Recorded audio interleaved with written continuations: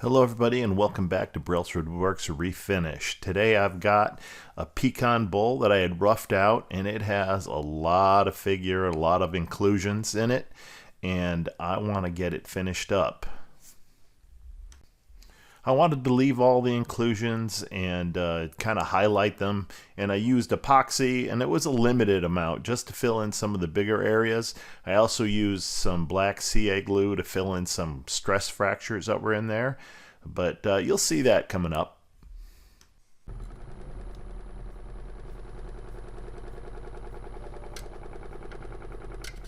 It's time to get started.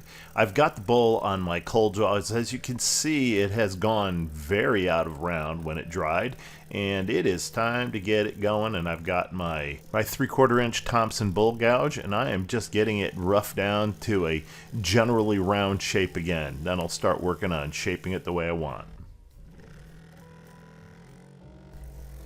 There's only one word to describe pecan, and that is hard. If you ever get a chance to turn it, you will find yourself sharpening way more than you do for almost any other species of wood.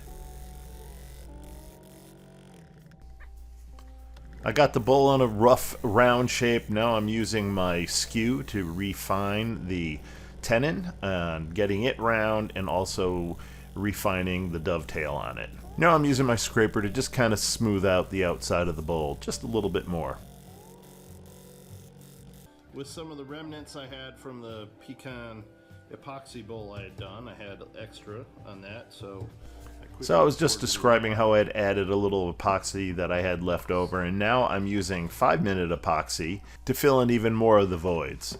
I also using my torch to kind of heat up the epoxy just a little bit to help it flow a little bit deeper down into the cracks and crevices.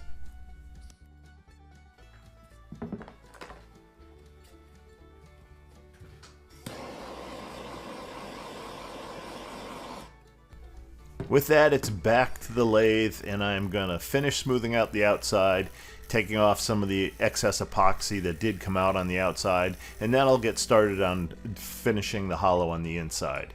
Here I'm using my Ellsworth 5/8 inch bowl gouge. That was one of my favorite gouges. I still have it, but it is very short now.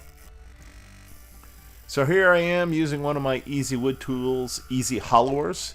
And I know some people will freak out because they think if you're not using a traditional gouge, you're just not doing it right. I find, especially with some epoxy, that turning with a gouge can be somewhat problematic. And I find the Easy Wood tool does work better on epoxy overall.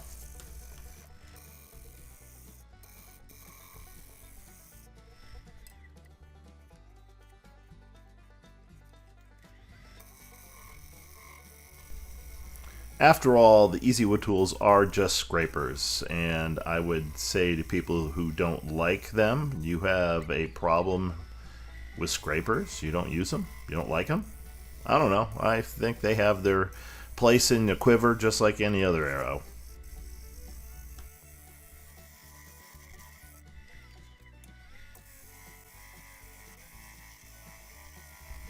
But in the end, I do prefer turning with a traditional tool whenever I can, but sometimes you run into a situation where it's just a little more difficult, and the Easy Wood tools can get you out of it.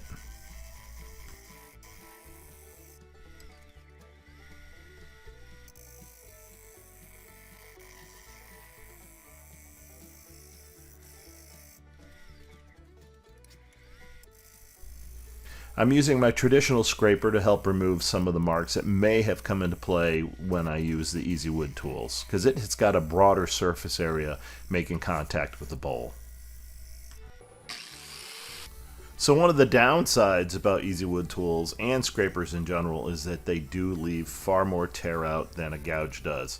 And here I fell back to some pretty drastic measures. I used a flap sander on an angle grinder to kind of really get rid of that tear out as fast as I could. I end up doing a lot of sanding when it comes to pecan because it's just hard wood. So I'm onto my 3-inch discs, and I will use them from 60 all the way to 400 and finish up that way. In this bowl I finished with just wax, and that's what I'm doing here. after getting to 400 grit and then buffing it out with the wax, it does leave a beautiful finish. It's not all that durable, but boy, it does look good. So I'm on to the buffing, and you can watch that shine just pop out as I'm doing it. So now it's on to the cold jaws, and boy, look at the shine on that. And again, that's just wax. I'm going to put it on to the cold jaw and then remove the tenon.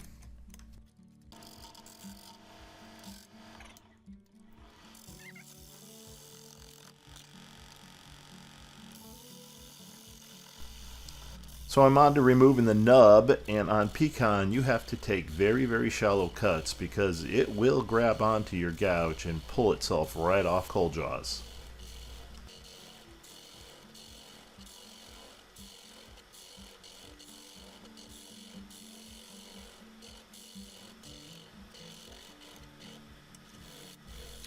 So it's on to sanding the bottom, adding my brand, and then sanding it up to 400 grit. I'm going to add a touch more wax to the bottom, and then this bowl is done.